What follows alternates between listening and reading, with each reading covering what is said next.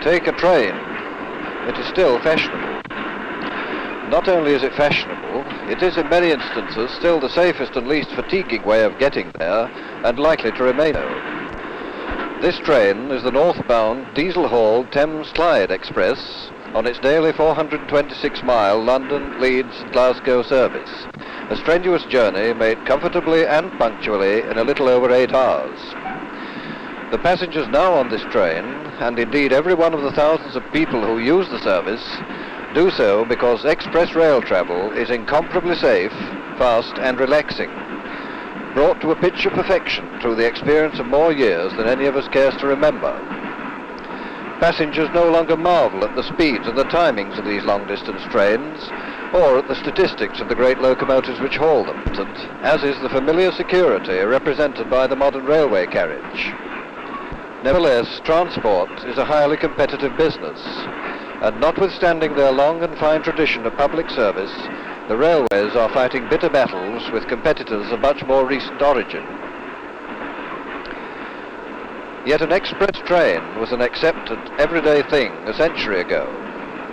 And if competition with other carriers is fierce today, competition between the scores of independent railway companies which existed prior to 1923 was even hotter, and only the shrewder and the more efficient survived. One such was the Midland Railway Company, which served the citizens and the commerce of this nation from 1844 until 1923.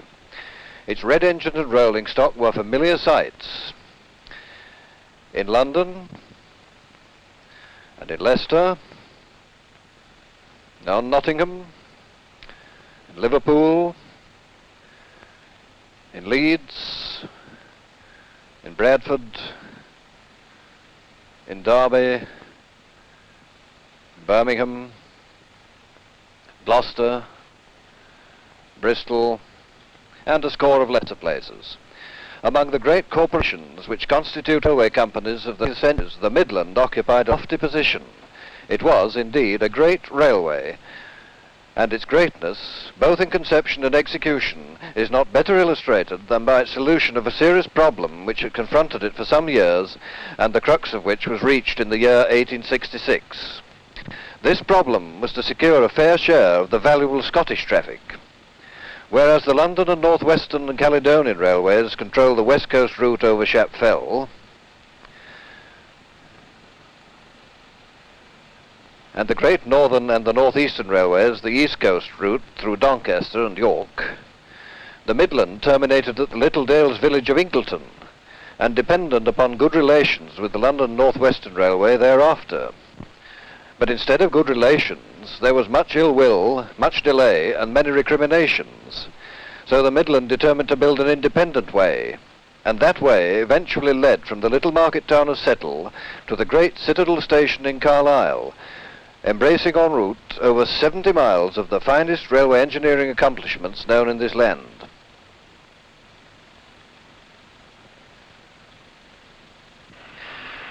Many writers and photographers have already chronicled the historical and geographical details of the Settle and Carlisle line.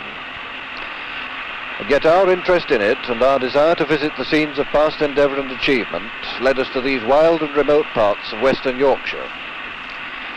What follows is a record of our travels, which virtually began at Hellifield on the 11:58 a.m. A stopping train taking milk to everywhere, and metaphorically taking tea everywhere, emphasizing thereby the intimate atmosphere in certain districts of a line which, above all, caters for fast-through traffic. We have attempted also an appreciation of the Midland Railway pioneers, whose foresight, skill and determination almost 100 years ago made it possible today for express trains to thunder over the roof of England. The long drag from Settle Junction to Blea Moor called forth all their persistence and ingenuity.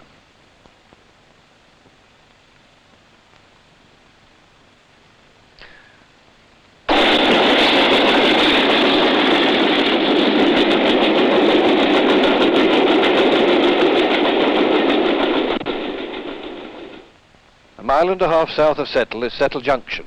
Here diverges the original main line to Ingleton, and here in November 1869 the first sod of the new Scottish route was cut. This is the very beginning of the long drag, or the first 20 miles of the Settle and Carlisle line, so called because of the grueling climb of over 700 feet with a ruling gradient of 1 in 100 to Blea Moor Tunnel, an endurance test for engines and enginemen alike. There is a small disused station here, declared redundant soon after the line was opened, and today it has the air of a forlorn sentinel standing guard at the entrance to the Great Fell line. Opposite, Mr. Evans, the signalman, pulls over his levers, the modern diesel-hauled express thunders over the junction and begins the long climb.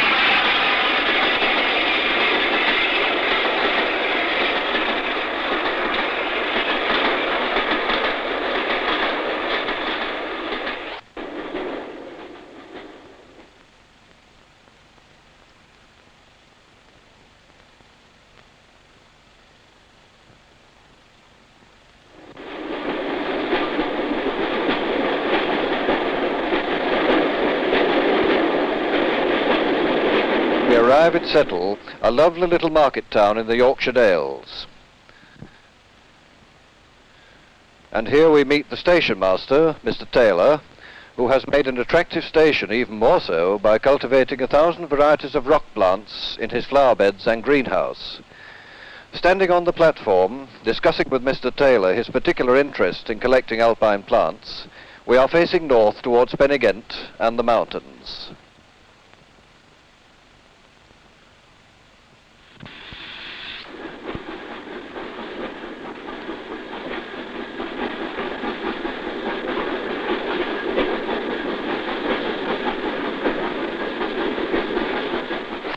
Miles from Settle, the line passes the former Craven limestone quarries, and a cutting bypasses Stainforth village.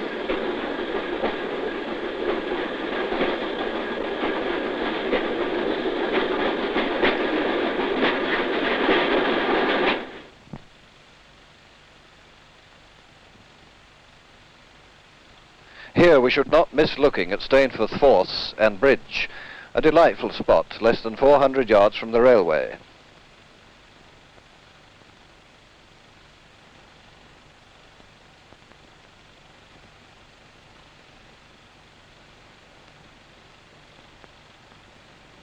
And from here the line is carried at considerable elevation over the Ribble by a beautifully engineered skew bridge at Sheriff Brow. Thence crossing and recrossing the swift-flowing river at Ribble Viaduct number 28 and Helwith Bridge. All these are lesser examples of the great structures which lie ahead. In this area, the engineers had great difficulty in selecting the best route, due largely to the winding nature of the river, which subsequently had a new course blasted out for it, while the railway was laid along its former bed. Limestone is part of the natural wealth of Ribblesdale, and thousands of tons are moved by rail every year. 4.5 miles of sidings laid down at Horton testify to its importance. The great limestone mass of Pennygent broods over this village and the railway.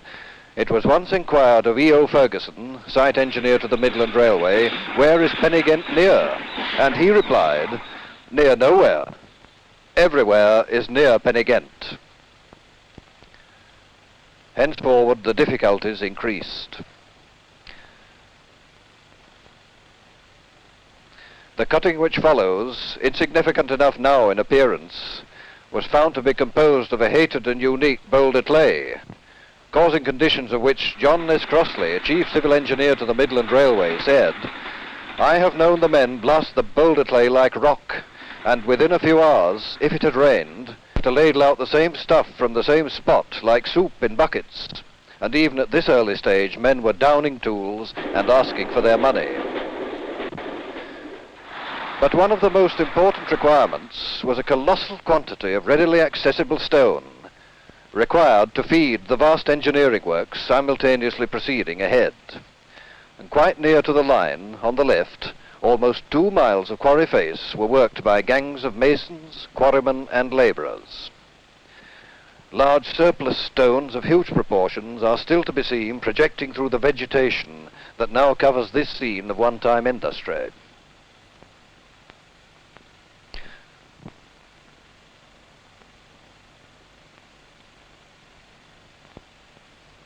while across the line the typical railwayman's cottages are still known as Salt Lake.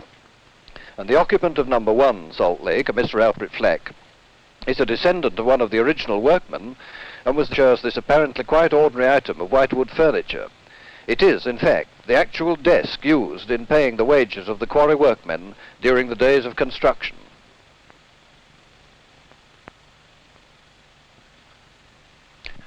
Mention has already been made of great engineering works already proceeding ahead.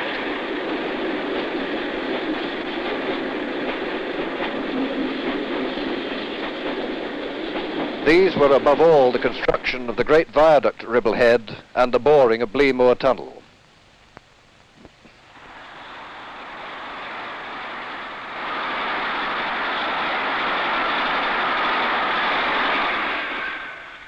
Immediately preceding these works, and in splendid isolation under the great shadow of Whernside, with the flat top of Ingleborough on the left and Blea Moor on the right, is the small station of Ribble Head, at one and the same time the District Railway Administrative Centre and Air Ministry Weather Station. Here on the platform we made the acquaintance of congenial Bill Sharp, the station master, who has been specially trained in weather reporting, and he described to us one evening how rainfall, wind velocity and wind direction are recorded in his comfortable station office, illuminated by the traditional oil lamp. Mr. Sharp was assisted here by his son Geoffrey, who is also his entire staff. To the northeast of this station was situated the great hutted camp known variously as Ribble Head, Batty Moss or Batty Green, which for 5 years accommodated the labour force engaged upon both viaduct and tunnel in one of the wildest and the windiest places in the world. On this site, during the years 1869 to 1875, lived over 2,000 people. The navvies, the labourers, their wives and their families. They had their own school, their own mission, their own post office, even their own library. For this was indeed a town, and you might call this track one of its streets. Stories about this camp are legion, and in many respects rival those of the Wild West. Remaining traces of it are few, but time and the elements have not obliterated everything. Here, for instance, stones were dressed.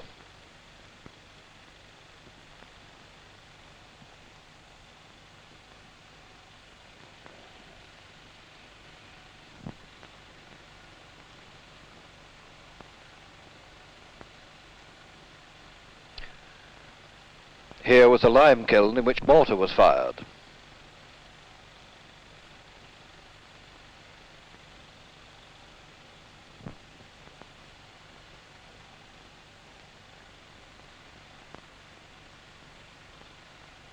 And here bricks were fired on site.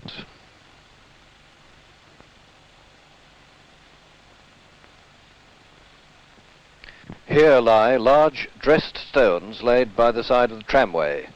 The marks of the drills are still outstanding.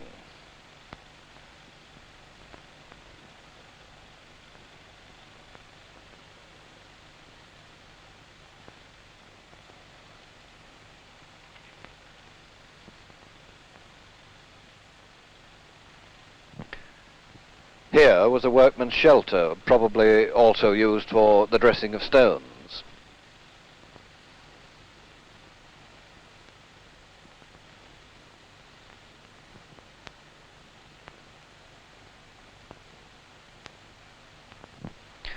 During that first bleak winter of 1869, a 2-mile-long, 2-foot gauge tramway, sweeping round through the campsite and over to Blea Moor, was constructed in an amazingly short space of time, and within 1 month a small steam locomotive was hauling its train of wagons along this track.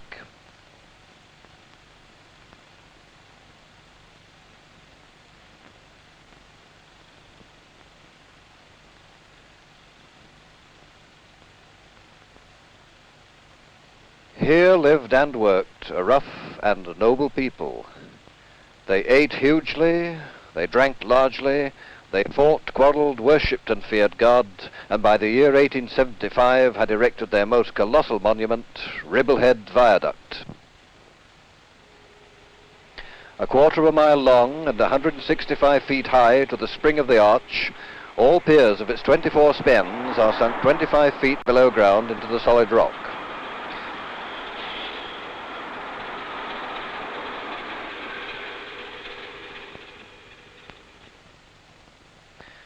The arches swallowed 1.5 million bricks, and many individual stones weighed between 7 and 8 tons. This vast structure, raised course upon course by an army of masons clinging to wooden scaffolding, and aided only by the simplest of mechanical devices, curves majestically across the valley.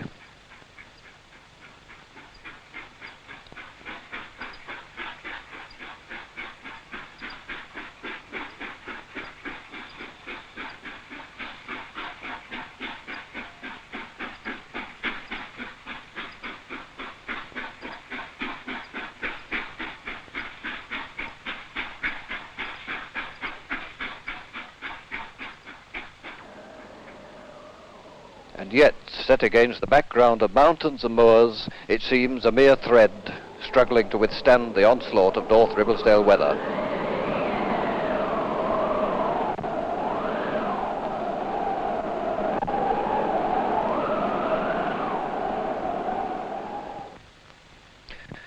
The next 2 miles of trek, in their profusion of wildflowers, seen by us in their sheltered cuttings in summertime, seemed to belie completely the grim nature of the greatest task of all which lay ahead, the boring of the 1.5 mile long tunnel through the gritstone and limestone mass which is Blea Moor.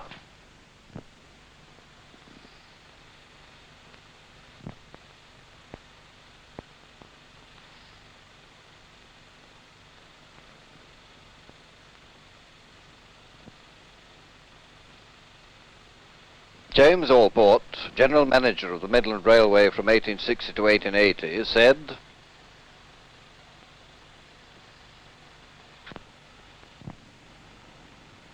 "I shall not forget, as long as I live, the difficulties that surrounded us in that undertaking.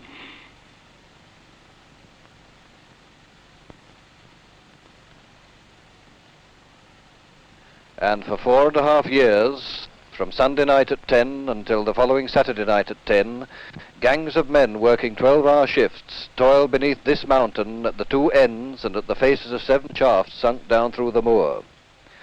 Not willingly did Blea Moor surrender itself to men and machines, and when their Herculean labours were concluded, continual vigilance was and is still required, because the conditions in this dark cavern play havoc with tunnel lining and permanent way.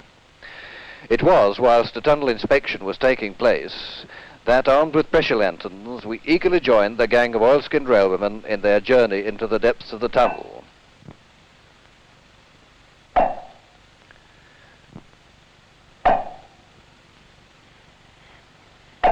We are 500 feet below the surface of the moor. Once beyond the penetration of brilliant light from the north portal, we had no difficulty whatever in imagining the scenes in the tunnel 90 years ago. Gangs of stalwart men, clad in vests and knee breeches, worked on their hands and knees, hand-drilling the holes in the rock, which they then filled with dynamite, at that time a new plaything costing £200 per ton. Their sole means of illumination was a legion of wax candles, whose dim light flickered down from rocky ledges through the dripping, murky vapour. Inch by inch and yard by yard, they drilled and they blasted their way, in temperatures now as high as 80 degrees, and now as low as winter's ice. Men were driven mad by foul air, darkness, damp, and explosive stone, and they earned every penny of the then considerable rate of 10 shillings per day.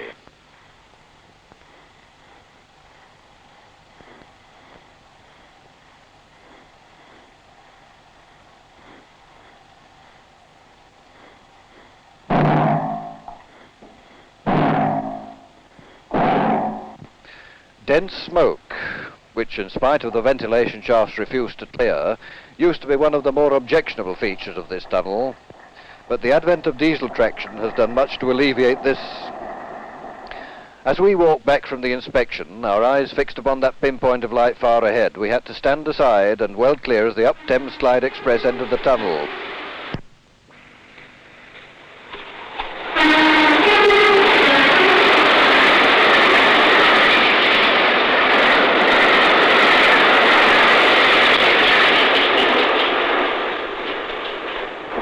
had passed, we hastened forward again, and soon, and not unwillingly, we were once more out in the clear mountain air and sunshine, ready for a brew of tea.